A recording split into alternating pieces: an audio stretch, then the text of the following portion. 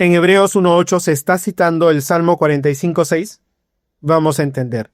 No es que el autor de esta carta de pronto dijo, en este versículo 8 voy a citar el Salmo 45:6, porque, naturalmente, en este tiempo no existía la versificación numerada.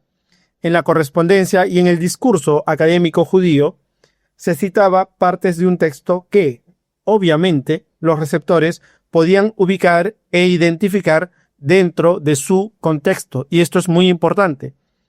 Lo que usted tiene como Salmos 45:6 se encuentra dentro de un texto poético redactado para el rey de Israel. Es cuestión de que usted observe con calma y, sobre todo, liberado de toda inducción doctrinal. Revise cómo comienza el Salmo 45. Está dirigido para el rey de Israel. ¿Qué ocurre con el versículo 6? Que hace un giro de pronto brusco. ¿Por qué? Repito, tiene que revisar con calma, versículo tras versículo. Viene hablando acerca del rey. Se está dirigiendo al rey y cuando llega al versículo 6, decide cambiar y dirigir una exaltación a Dios con relación a su trono. ¿Es así? Estamos ante un error de traducción. Lo que dice en este versículo es Kisaja Elohim, esta expresión que ha sido traducida como tu trono, oh Dios. Recuerde que estamos ante un texto poético. Esta expresión, Kisaja Elohim, es el paralelo de lo que usted tiene en el versículo anterior, que ha sido traducido como flechas afiladas o como saetas agudas en otros casos. Hitzeja Shenunim. Note la musicalidad. Hitzeja Shenunim y luego Kisaja Elohim. Hitzeja Shenunim, tus flechas agudas. Menciona el objeto y su característica, sustantivo y adjetivo. Luego en el siguiente versículo, Kisaja Elohim, el objeto es el trono y Elohim es el adjetivo, tu trono divino.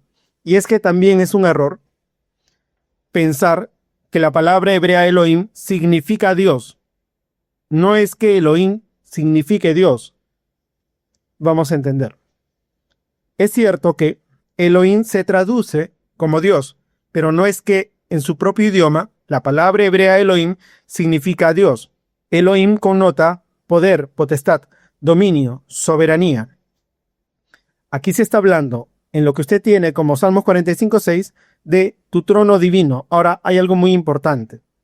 ¿Por qué se le llama trono divino? Ya se ha explicado que en la cosmovisión hebrea, el trono de los reyes de Israel de la dinastía davídica es considerado el trono del Eterno. Es por eso que se dice acerca de Salomón que se sentó en el trono del Eterno en lugar de David su padre, en lo que uno puede claramente inferir que primero estuvo David sentado en el trono del Eterno. Y al respecto, ¿cómo es el trono de Dios? ¿Cuánto pesa? ¿De qué color es? ¿De qué material? ¿Cuáles son sus dimensiones?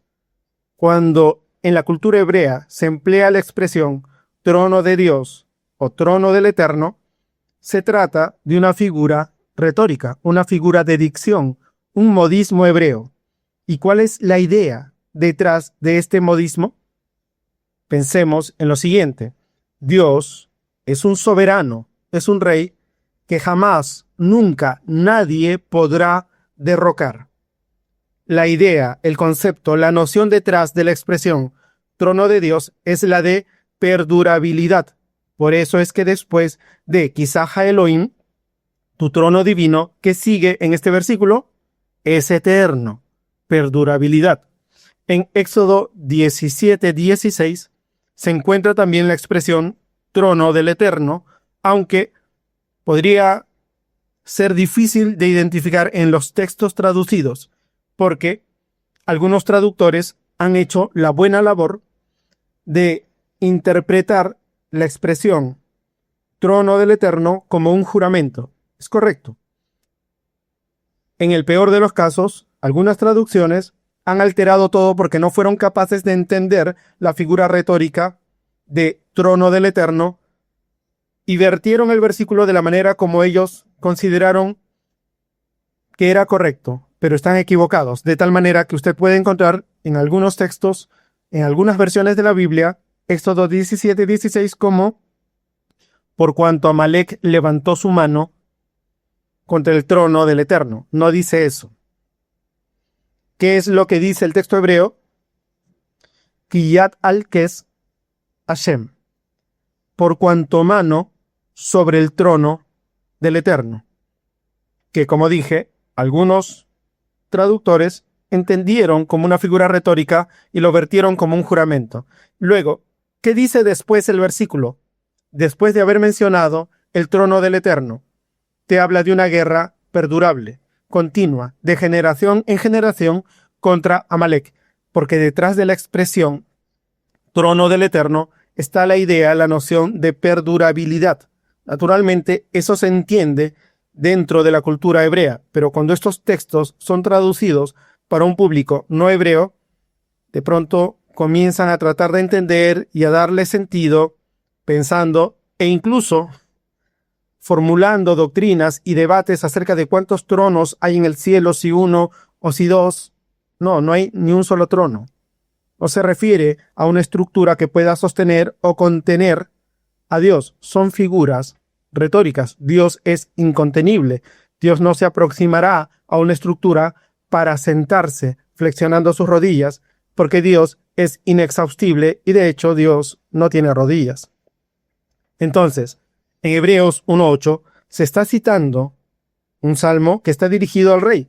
Por eso es que tiene todo el sentido cuando dice, mas del Hijo dice, porque el Hijo, ¿quién es? Es el Rey de Israel. El Eterno mismo lo dijo, será a mí por hijo y yo seré a él por padre. De manera que no. Hebreos 1:8 no es un versículo que prueba, demuestra de manera irrefutable que Jesús es Dios y que Dios mismo lo llama Dios. No, se está refiriendo al Rey de Israel, que en el argot mesianista judío es también llamado el Hijo de Dios, y está citando un salmo precisamente redactado para el Rey de Israel.